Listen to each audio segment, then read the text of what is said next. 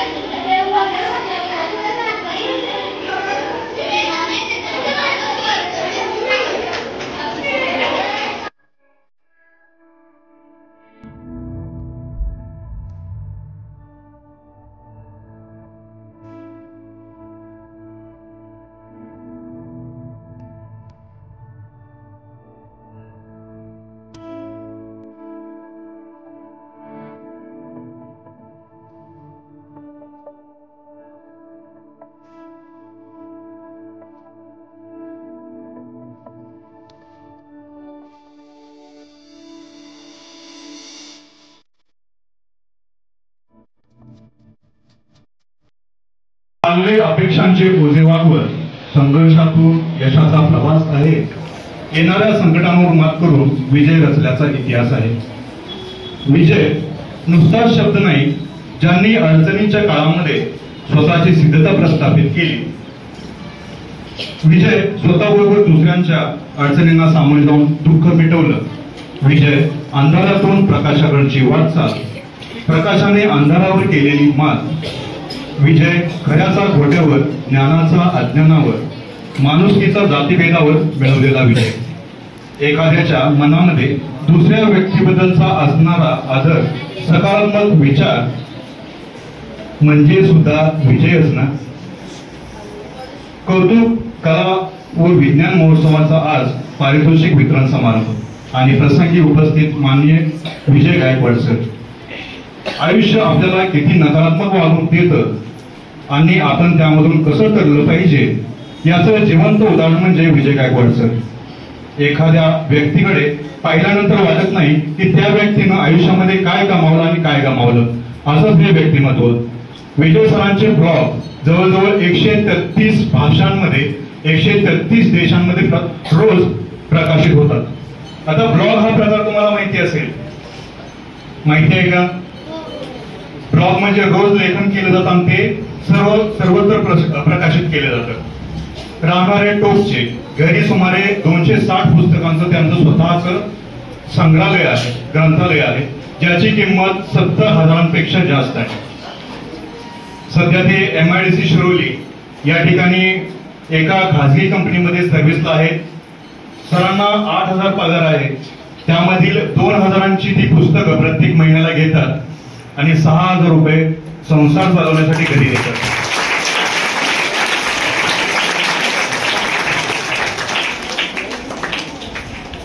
त्यांचा एक दिवस असा जात नाही की त्यांनी वाचन केलं नाही. रोज ते कमीत कमी 60 पानं वाचल्याशिवाय झोपत नाही, असा त्यांचा दिनक्रम आहे. सरांचं आपण आता गुगल बघितलंय. गुगल काय आहे? सर्च इंजिन आहे. आणि त्या गुगलवरती आपण कोणत्याही गोष्टी जर सर्च केल्या तर त्याचं उत्तर मिळतं. पण त्याच गुगलवरती आपण विजय गायकवाड मॅट्रिक फेल, आता मॅट्रिक म्हणजे तुम्हाला काय माहिती आहे? मॅट्रिक म्हणजे काय? 10वी. जुन्या काळात 10वीला मॅट्रिक म्हणत होते. तर 10वी फेल असणारे हे विजय गायकवाड सर आज त्यांचा जो काय विचारांचा प्रवास आहे, विचारांचा प्रवास 7 समुद्रापार गेलेला आहे. असं हे व्यक्तिमत्व. लहानपणी त्यांना घरच्यांनी चप्पल दिली आणि त्यातील एक चप्पल हरवली. त्यानंतर त्यांनी चपलासाठी हट्ट केला.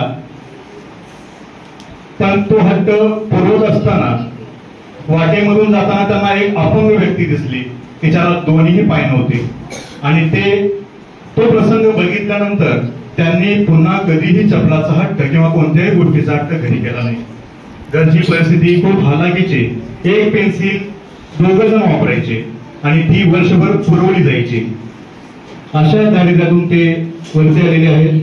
त्याचबरोबर एखाद्या गोष्टीची आवड असेल तर आपण त्यासाठी वेळ काढू शकतो. वाचन वेळ इतकं सरांचं आहे की त्यासाठी ते खूप प्रयत्न करतात. कष्ट ही अशी प्रेरक शक्ती आहे जी तुमच्या क्षमता तपासते आणि उच्च ध्येयापर्यंत घेऊन जाते. असंच हे पहिलं व्यक्तिमत्व आजचे पहिले पाहुणे मान्य श्री विजय गायकवाड सर. अनेकांना वांद्रे म्हटल्यानंतर हसू आलं. असे ते हास्यविनोदी अभिनेते आहेत. प्रसिद्ध चित्रपट अभिनेते ऐकून असाल तुम्ही, रितेश देशमुख. त्यांच्यासोबत कित्येक कार्यक्रमामध्ये ते सोबत असतात.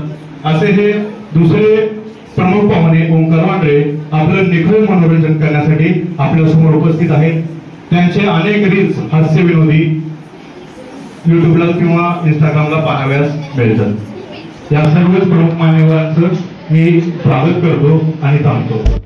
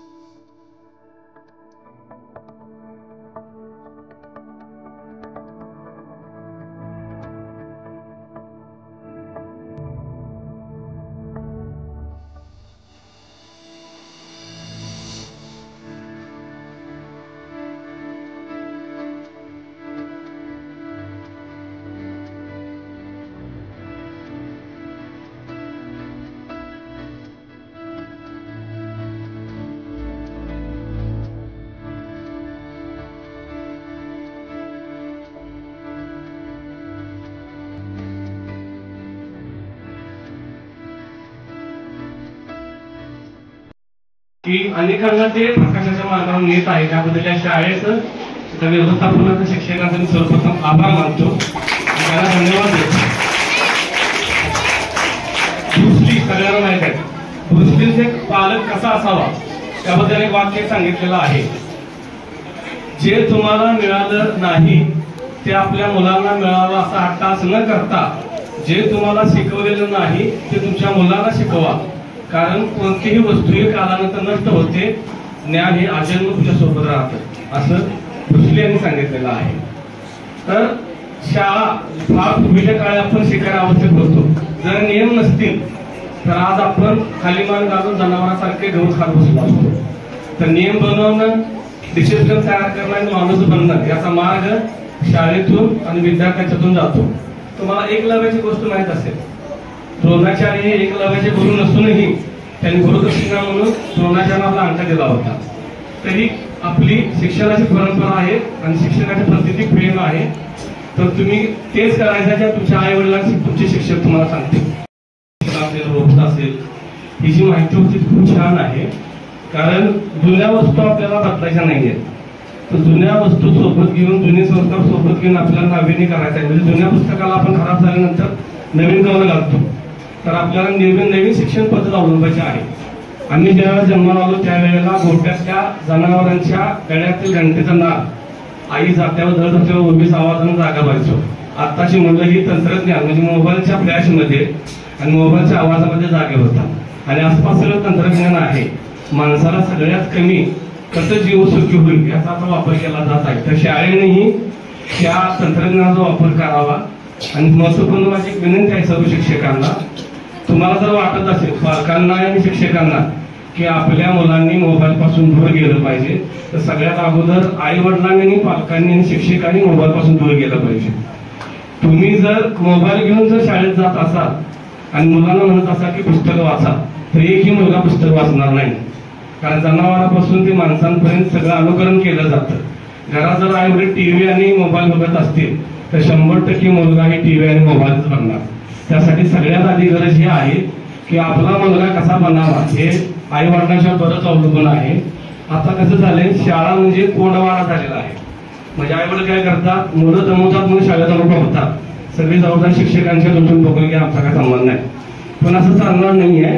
कारण आई वडिलांची जबाबदारी मुलांमध्ये अभ्यासाची आवड निर्माण व्हावी यासाठी शालेय वातावरण आणि कौटुंबिक वातावरण कसं असावं. मुद्दा तर फार पूर्वीच्या काळी हेनरी डेव्हिड थोरो शिक्षक होते आणि त्याचं मुख्याध्यापक म्हणून त्यांना मागणी करण्यात आली की मुलांना तुम्ही मारलं पाहिजे, त्याशिवाय मुलं तुमची ऐकणार नाही, तुमची भीती बसणार नाही. हेनरी डेव्हिड थोरून सांगितले की मला हे मान्य नाही. मुख्याध्यापकाचा असल्यामुळे त्यांनी विद्यार्थ्याला 10 छड्या मारल्या आणि त्यांनी ती शाळा सोडून दिली. विषय कसा आहे की वर्गामध्ये संख्या जास्त असते, शिक्षकांना मर्यादा आहे, तशी विद्यार्थ्यांनाही मर्यादा आहे. 50 विद्यार्थ्यांचा दृष्टिकोन वेगळा असू शकतो. एक पुस्तक ज्या वेळेला आपण 11 जणांच्या हातात देतो त्यावेळेला पुस्तकं 11 झालेली असतात, कारण 11 जणांचा तो दृष्टिकोन झाला असतो. आता अभ्यास शिक्षकांना फक्त पुस्तकाचा अभ्यासक्रम संपवण्याची जबाबदारी नसून प्रत्येक विद्यार्थ्यापर्यंत पोहोचलं का ते बघणं गरजेचं. त्याच्यावर विद्यार्थ्याची पुढची जबाबदारी आहे की आपल्याला कितपत समजलं.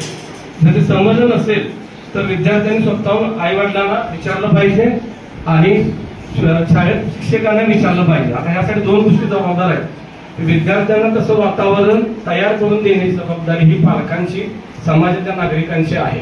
ते मात्र त्यांनी त्याच्यापर्यंत केलं पाहिजे. म्हणजे अभ्यासाअगोदर वाचन महत्वाचं आहे का? आहे. वाचनामधून विकास होऊ शकतो. वाचनामुळे तुमचा मेंदू प्रगल्भ होतो. वाचनामुळे तुम्हाला स्वतंत्र विचार करण्याची वृत्ती जागी होते आणि तुमच्यावर जे काय घडले, गरिबी असणं, हे पुस्तकात अनेका बाबतीत घडलेलं आहे. तुम्ही एकटे तसे नसता, अनेक तसे असतात. नापास होणं ही काय फार मोठी गोष्ट नाहीये. आता मी मॅट्रिक फेल आहे, मला कधी भीती वाटली नाही. नापास होणं म्हणजे काय, नापास होणारा विद्यार्थी सुद्धा अभ्यास करत असतो, नापास होण्यासाठी सुद्धा अभ्यास करावा लागतो. पण काय मार्क कमी पडतात म्हणून नापास होतो. पण नापास होणं म्हणजे तुम्हाला एक संधी आहे, तुम्ही पुन्हा नव्यानं अभ्यास करू शकता. आयझॅक न्यूटनही नापास झाले होते. त्यामुळे नापासाची भीती न बाळगता अभ्यास करा, सातत्यानं ठेवा, तुम्ही यशस्वी व्हा. शाळेला गेल्यानंतर तुम्हाला समजायला आल्यानंतर चांगला आणि वाईट या जगामध्ये वाईटपणा आणि चांगलपणा दोन्ही गोष्टी आहेत. पण वाईटातून तुम्हाला विजय मिळवायचा असेल तर तुम्हाला चांगलपणा वाढवावा लागेल. चिखलानं कधी चिखल धुता येत नाही. मला सरांशी बोलताना बोललो की स्टीव्ह जॉबनं सांगितलेलं आहे, तुम्ही एक स्वतः चांगले नागरिक बना किंवा स्वतः चांगला माणूस बना, म्हणजे जगातून एक वाईट माणूस कमी झाले तुम्हाला समाधान लाभेल. तर तुम्ही या गोष्टी करा की चांगलं पण जेव्हा तुम्हाला समजते हे चांगलं आहे हे वाईट आहे, त्या दिवसापासून तुम्ही सुरू करा. 1 तारखेला मी करीन, नवीन वर्ष आहे, जर पुस्तक वाचतो. हे माणसं फक्त अशी तत्वज्ञानी लोक, अशी हुशार लोक फक्त एकदा जागे होत्या, 31 डिसेंबरला जागे होत्या, परत 1 तारखेला झोपी जातात, पुन्हा ते जागे होत नाही. त्यामुळे कोणताही असा दिवस नाही त्या दिवशी सुरुवात करतो. मला जेव्हा तुम्ही डोक्यावर पडाल तेव्हा तुम्ही सुरुवात करा ज्ञानाच्या बाबतीत. आयुष्यामध्ये अभ्यास आणि खेळ किंवा व्यायाम यांचं महत्व काय? अभ्यास महत्वपूर्ण आहे, त्याबद्दल एक वाक्य सांगेन मी. आझादांचं एक वाक्य आहे, एक ताकदवान माणूस 100 विद्वानांना हरवू शकतो. कारण अभ्यास करणारे पोरं जरा ताकदीत मागे असतात, पुस्तकातील लय रमतात, पण त्यांना शारीरिक कष्ट जमत नाही. तर व्यायाम का गरजेचा आहे उदाहरण मी माझंच देतो. माझं वजन होतं 104 किलो आणि डॉक्टरने मला आउट ऑफ रेंज सांगितलं, म्हणजे तुम्हीच तुम्हाला जगू शकत नाही असं त्यांना वाटलं होतं, कारण तुमच्या प्रेम नाही त्याने मला म्हटले. मग चहाच्या किटलीतून थोडा अगोदर निघत होता नाही, आता निघते बरोबर. चहा उकळल्यानंतर चहाच्या किटलीतून वाफ निघते, ती कुणी बघितली? जेम्स ब्लॅकला बघितली. त्याच्या आधी निघत होती, आता मी निघतात. त्यांना ते सुचलं की आपल्याला वाफेचे इंजिन शोध लावायचा. मग मी ठरवलं आपण पाळायला चालू करायचं. थोडं 2 किलोमीटर 5 किलोमीटर, आता मी 21 किलोमीटर पळू शकतो. 56 दिवसामध्ये मी 22 किलो वजन कमी केलेलं आहे.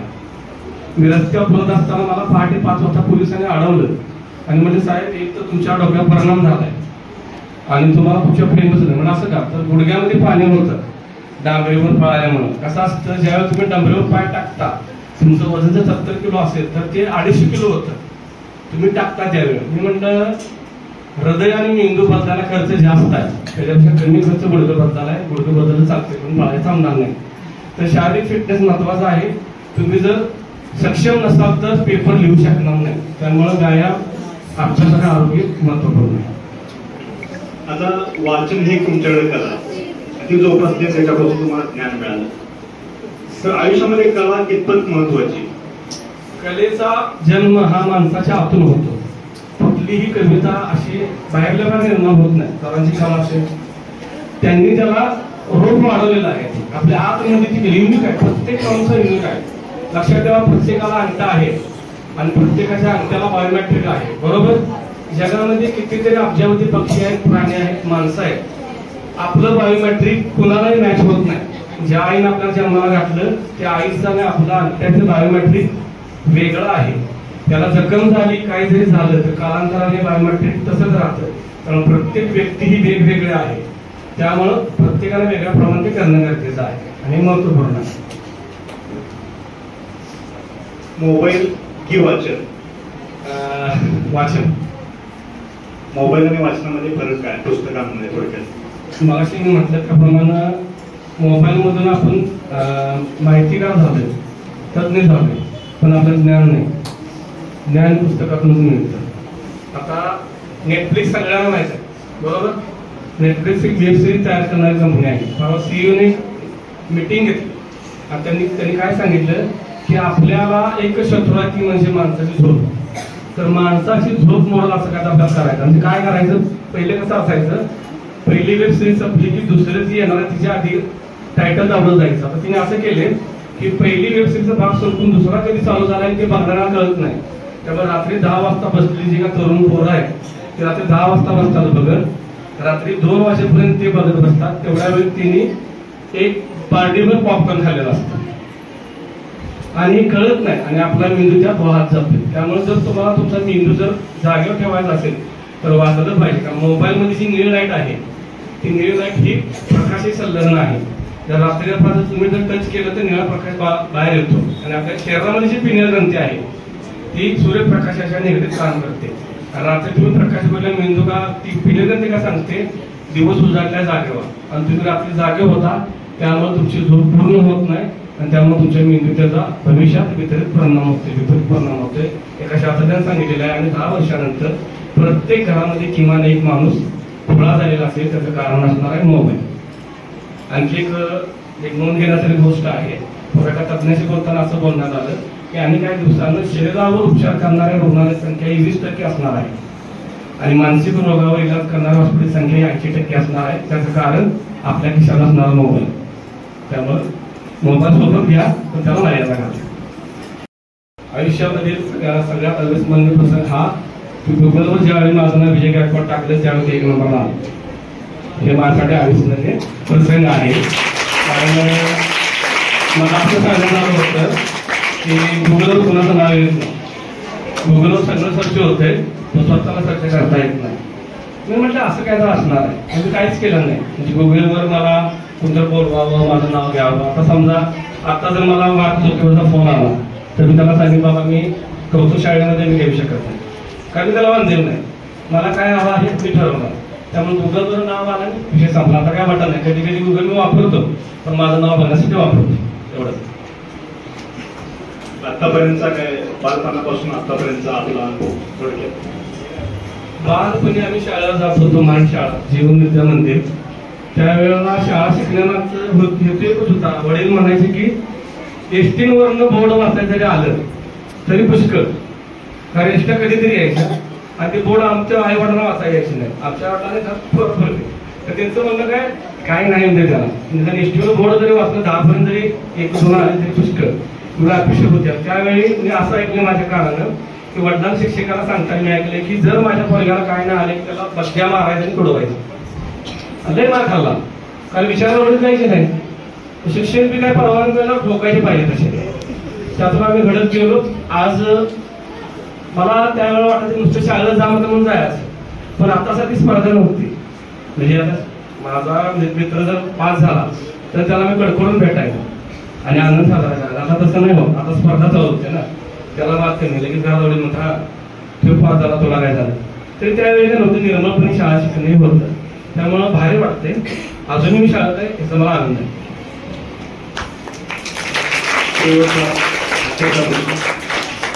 आपलं आता पुढचं ध्येय काय? पुढचं ध्येय म्हणजे माणूस बनून राहणं. कारण माणूस बनून राहण्यासाठी संवेदनशील असणं खूप गरजेचं आहे. या ठिकाणी मी एक छोटीशी गोष्ट सांगेन. एक असा रस्ता होता. पलीकडल्या बाजूला हरण थांबलं होतं आणि सगळ्याच माणसांना काय संवेदना नसते. हात पाय म्हणून आपण त्याला माणूस म्हणतो. तर एका गाडीतल्या माणसाला ते हरण दिसल्यानंतर तो खाली उतरला. त्या हरणाजवळ गेल्यानंतर हरण त्या माणसाला पलीकडल्या बाजूला घेऊन गेला. तिथे एक बारकीची दरी होती. तिथे तिचं पिल्लं पडलं होतं. पाडच पडले. एका दोघांना त्यांनी तिला उघड काढलं. ते खर्चटल्यानंतर त्या आईला आणि त्या पाडसाला घेऊन एका दवाखान्यात गेले. त्याचा उपचार केल्यानंतर नव्हतं तसं त्या जागावरून सोडलं. बऱ्याच महिन्यानंतर ज्या घरामध्ये त्याचे उपचार झालं त्या घराचा दरवाजा वाजवण्यात आला. तर तो माणूस जेव्हा होता तो बाहेर आला बघतोय तर त्या पूर्ण दारामध्ये अख्ख्या हरणाचा कळप आला होता आणि त्या कळपामध्ये ते आई आणि ते पाळत आलं होतं. आल्याबरोबर त्या आईला आणि त्या पिल्लानं ज्यानं उपचार केला त्याच्या पाया पडलं आणि त्या सांगायचं काय होतं की तुम्ही आमचा जीव वाचवला. तुम्ही आम्हाला जीवदान दिले त्यामुळे आम्ही आमच्या सगळ्या प्राण्यांच्या कळपाकडून तुमचा आभार मानलेला आहे. ही संवेदना सोबत घेऊन जगायचं. खूप छान सर. मुलीपैकी 1 कप चहा घ्यावा काय करा सांगा तू सांग.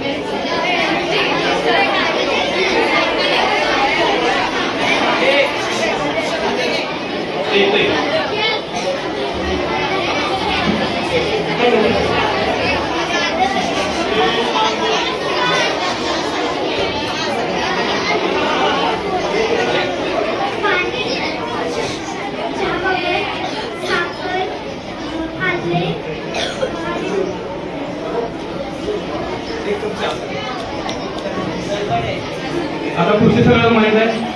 आता मी तुम्हाला सांगतो 1 कप चहासाठी किती लागतं पाणी. सगळ्यांनी लक्षपूर्वक ऐकायचं आहे. 1 कप चहासाठी आपल्याला 140 लिटर पाणी लागतं. आश्चर्य झाला असेल तर सांगू पुन्हा पुढं.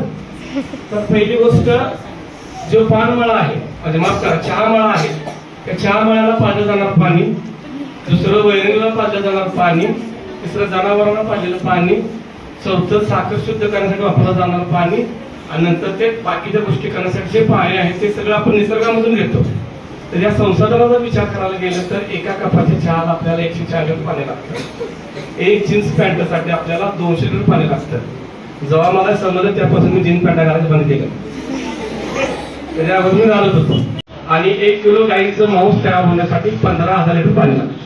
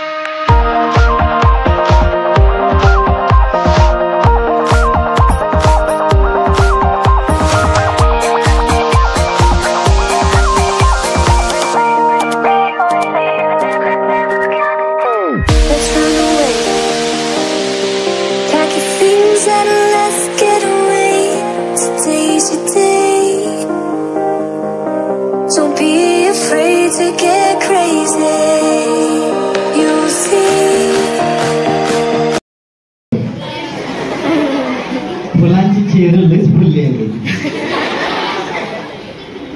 तसं जास्त काय मला बोलता येत नाही. म्हणजे मी एक मोबाईलवरती व्हिडिओ करणारा कलाकार आहे. आमचं सगळं स्क्रिप्टेड असतंय. इथं बोलायचं म्हणजे पहिला तर एकतर धाडस होत नव्हतं. सगळ्यात पहिली ओळख म्हणजे मी सुतार सरांचा लहानपणीपासूनचा विद्यार्थी. म्हणजे आमचे आदर्श विद्यानिकेतन ज्युनियर कॉलेज पेठवडगाव मिलचे, तिथं मी शिकायला होतो 5वी ते 12वी पर्यंत. तेव्हापासून सर मला चित्रकला शिकवायलाच होते. सरांच्या आशीर्वादाने मी बऱ्याच वेळी म्हणजे दरवर्षी पहिला नंबर चित्रकलेत काढायचो. म्हणजे इतकी चित्रकला सुद्धा माझी सुंदर होती, ते पण सरांच्यामुळे. मी खरं तर सर तुमचा आभारी आहे की मला इकडे तुम्ही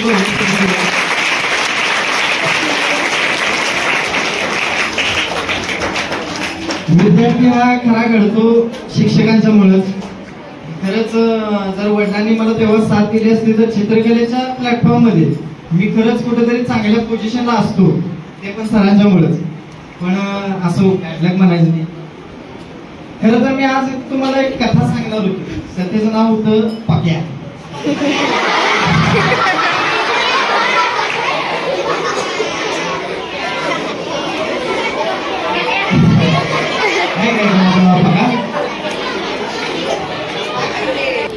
पक्या लहानपणापासून जागा हो हे मॉड म्हणजे काय शिक्षकांना सुद्धा ऐकायचं एवढं वाच. आणि त्याचा मित्र होता बाळ्या.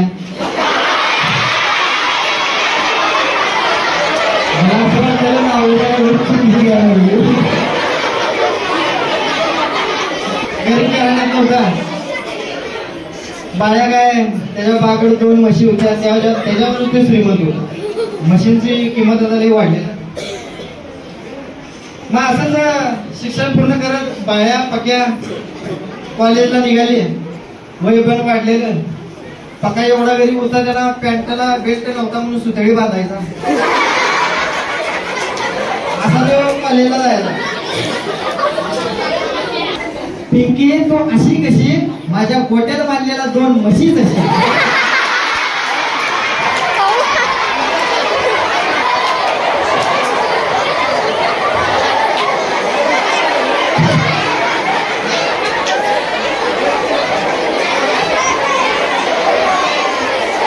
दफ्तर डोक्याला वेळेला टंगवाला घरी गेला बाळ्याजवळ. बाळ्याला म्हणला बाळा सगळं तिथं वडात झाड होतं त्या झाडापासून सगळं बघायला लागले. आता विचारते मग विचारते मार खावाय का तरी. बाळ्यापाशी आल्यानंतर मग पक्का म्हणला ना बाळ्या म्हणले आणला का म्हणल्या मी आज YouTube Facebook वरून अर्निंग करतोय म्हणजे पैसे मिळतात मला. मगाशी जसं सरांनी सांगितले की मोबाईलचा वापर जे तुम्ही करताय योग्य मार्गाने केला तर त्याचा फायदा होतो, अयोग्य मार्गाने केला तर तुमचं वाटोळं निश्चित आहे. त्यामुळं शक्यतो 12वी झाल्यानंतर म्हणजे कॉलेज लाईफमध्ये गेल्यानंतरच मोबाईल हाताळायला घ्या, अन्यथा घेऊ नका. आणि इतक्या लहान वयात तर मोबाईल यूज करणं गरजेचं नाही आहे. सगळ्यात महत्त्वाचं आहे आता अभ्यास करणं. त्यामुळे शक्यतो अभ्यास करा, मोठं व्हा, कधीतरी एखादा. आणि तो ओंकार मला तुझं कौतुक वाटतं, कुठे गेला त्या ओंकारनं सलग 2-2 बक्षीस आणलं. मला सेम मीच आहे का असं आठवलं, माझे जुनी शाळेचे दिवस आठवले. मी पण असंच 2-2 बक्षीस घेतल्यानंतर मिरवत जायचो घरला, रस्त्याने दाखवतो सगळ्यांना. म्हणजे तू आवड असते रे, ते लहानपणी आमचं होतं तसं. सो इथं मला बोलण्याची संधी दिली, मला इथं कार्यक्रमाला बोलवून माझा सत्कार घेतला, त्याबद्दल मी सर्व मान्यवरांचे मी आभार मानतो. आणि माझं छोटंसं भाषण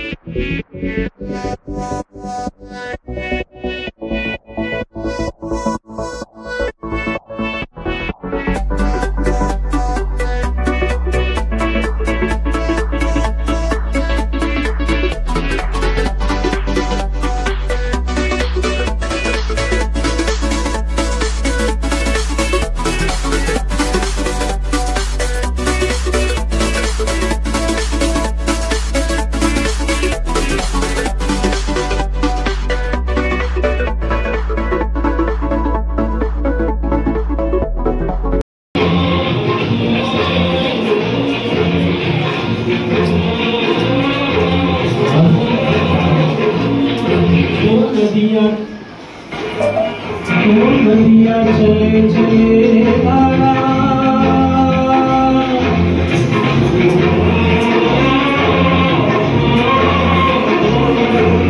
नदिया चले चले धारा, चंदा चले चले तारा.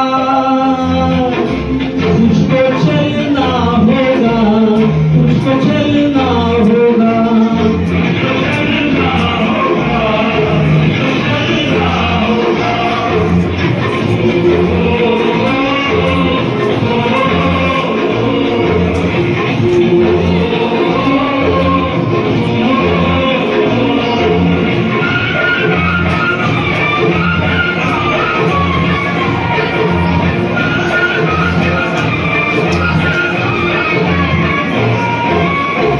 जीवन कभी भी ठहरता नहीं है, जीवन कभी भी ठहरता नहीं है.